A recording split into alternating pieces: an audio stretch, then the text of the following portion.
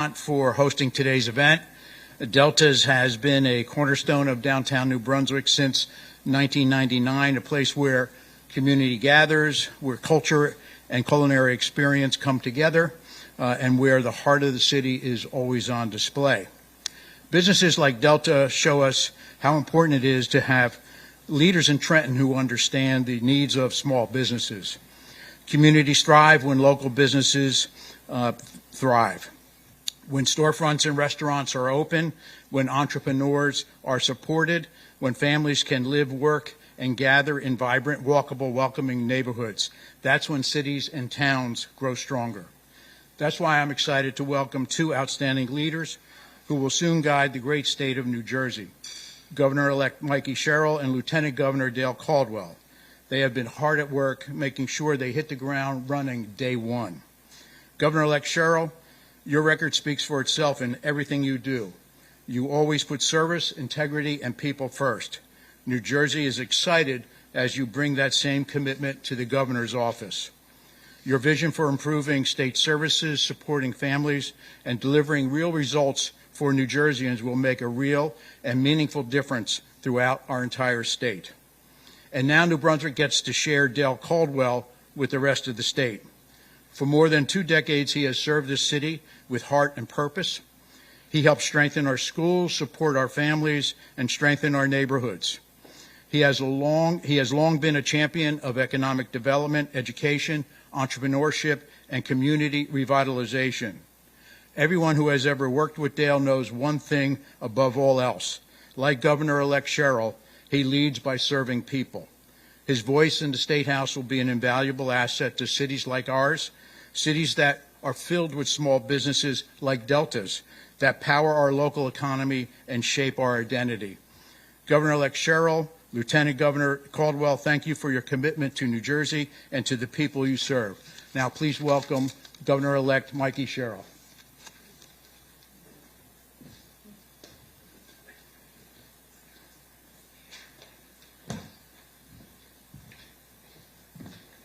Well, thank you. Thank you to everyone for coming out to Delta's this morning. Thanks, Mayor Cahill, and thanks to our owner, Josh Suggs, for welcoming us today. I'm really thrilled to announce my first cabinet appointee.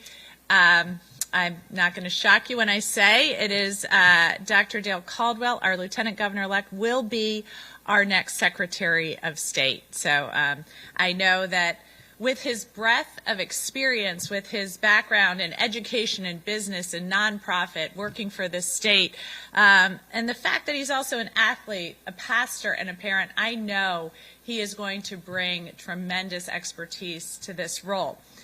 And his resume is obviously incredibly impressive, and one of the things that continues to speak to me is his servant leadership. The fact that he puts himself last, that his relentless commitment to serving the people of New Jersey shines through in every single way. And as he himself would put it, he has always been and worked to be a voice for the voiceless. So I can't think of anyone better to lead in the role of Secretary of State, because Dale and I are on a mission to deliver for the people of New Jersey. And we know that making sure state government is transparent and accountable is how we begin this endeavor. During the transition, I'm building a cabinet that both reflects our state and reflects our values, a commitment to service, and a relentless focus on taking on the status quo. The Secretary of State oversees a wide range of critical functions of state government, and I know that Dale is well qualified to deliver. As our Secretary of State, he'll oversee the Business Action Center, a key commitment of mine, making that more muscular and spearheading our efforts to support small businesses. With Dale at the helm, we'll get right to work in our first 100 days, cutting through red tape and permitting to reduce the amount of time it takes to open up small businesses here in New Jersey. We'll improve transparency so small businesses can see the status of their permits and approvals, and make the Business Action Center more robust so minority-owned businesses have access to resources and capital to address disparities that have hurt businesses across our state. So his goal will constantly be to save New Jerseyans time and money. Dale will also oversee culture and tourism in the Garden State. With the World Cup coming to the Meadowlands and New Jersey taking center stage in America's 250th birthday celebration, that will be no small order. And who better to do that than somebody who himself has been an athlete and a history buff like me. I know he'll do a phenomenal job preparing to welcome people from across the globe while ensuring that all communities have a seat at the table and are able to reap the economic benefits. So from increased tourist traffic at local businesses, bars, and restaurants, to advertising and higher ridership from across the globe on New Jersey Transit, we have huge economic opportunities, and Dale is going to spearhead ensuring our businesses see success. So finally, our Secretary of State oversees election security. It's a profound responsibility, especially given we have a president and an administration trying to undermine our Constitution and our elections. This year, we here in New Jersey showed up in record numbers, and we rejected the Trump administration to cast our vote to chart a new path forward in our state. And yet we had people like Alina Habba, currently serving illegally as the U.S. Attorney of our state, at my old office here in New Jersey, trying to intimidate voters and attempting to get people to stay home and not cast their ballots. One thing we know about New Jerseyans is that we are tough, and we're certainly not going to back down from a fight to protect the things that we care about. With Dale at the helm, we'll be able to ensure that every New Jersey citizen has access to the ballot box and can have a say in New Jersey's future. Dale's father marched with Dr. Martin Luther King. He knows that the right to vote is never one to be taken for granted, and that while progress isn't always linear, we can't ever give up the fight to ensure that every New Jerseyan can have their voice heard. I know Dale will be an excellent steward of our elections, and he'll oversee them with the care, nonpartisanship, and the precision that they require. So with that, it's truly my honor to introduce our next Secretary of State, Lieutenant Governor-elect Dr. Dale Caldwell. Good morning. Good morning. Thank you very much. Governor-elect, just want to thank you for the confidence you've had in me. There are three phases in the campaign. We have the campaign, we have the transition, and then we have governing. And it's just, the more time we spend together, the more impressed I am about all that you do, but especially listening, and especially really trying to make sure that communities are heard.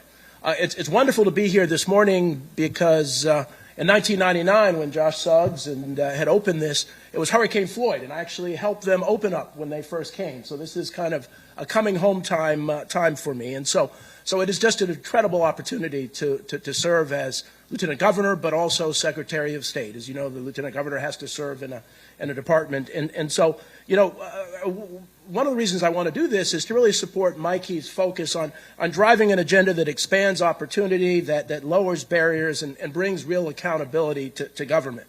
The administration is committed to innovation and rejecting politics as usual. This is the time when we're looking at things with brand new eyes to really begin to address the many challenges in the state of New Jersey.